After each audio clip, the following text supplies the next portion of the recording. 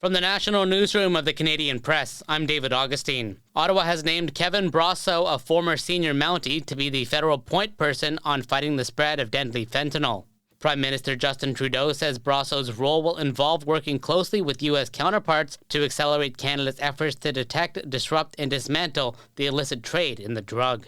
Prime Minister Justin Trudeau cautioned U.S. Vice President J.D. Vance against steel and aluminum levies today. A senior government official said Trudeau spoke with Vance about the impact of steel tariffs on Ohio, the state Vance represented in the U.S. Senate. U.S. President Donald Trump signed an executive order on Monday to impose 25% tariffs on all steel and aluminum imports into the U.S., including Canada, starting March 12th. A new Leger poll suggests a Mark Carney-led Liberal Party could erase the Conservatives' lead, putting them in a dead heat. The poll of more than 1,500 adults shows that if Carney wins the Liberal leadership race, it would boost party support by 6 points to 37%. Ontario NDP leader Marit Stiles says her party would introduce rent control and turn student loans into grants. If elected, Stiles says her party will take financial pressure off students. We have to get back into the business of actually funding post-secondary education properly. I would say as well, part of that means we need to take some of the pressure off of students too. Students and their families are feeling a lot of pressure as well. Stiles is also promising to keep post-secondary tuition frozen for domestic students. The Manitoba government has launched an inquiry into the construction of Winnipeg's new police headquarters after it ran over budget and was the subject of lawsuits and a police probe. The government appointed lawyer Garth Smorang as commissioner to examine the project and led to a police investigation where no charges were laid.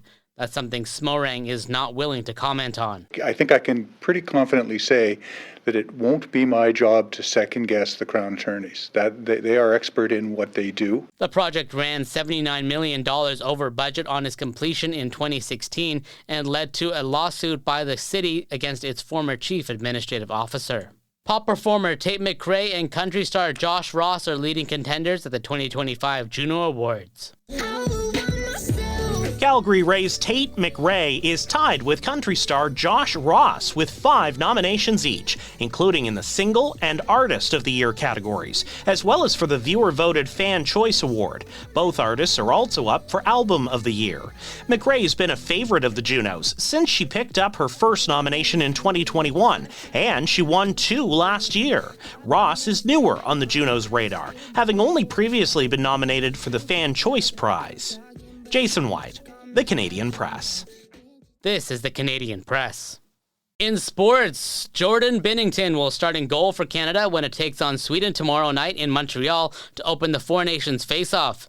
Canada head coach John Cooper announced his starting goaltender at today's media day before the inaugural edition of the International Hockey Competition. The Toronto Scepters are getting a big boost for their professional women's hockey league game tonight against Minnesota. The Scepters say forward Natalie Spooner has been activated from long-term injury reserve and will make her season debut. Spooner won MVP honors last season after posting a league-leading 20 goals and 27 points, but hasn't played since sustaining a knee injury in the playoffs. The Toronto Raptors look to end a 4-game losing streak when they visit the Philadelphia 76ers in NBA action tonight. Key players R.J. Barrett, Brandon Ingram, and Jakob Hurtel are all out with injuries. The newly acquired Ingram has yet to make his Raptors debut due to an ankle injury, but ESPN reports he has signed a 3-year, $120 million U.S. extension with the club. From the Canadian Press, I'm David Augustine.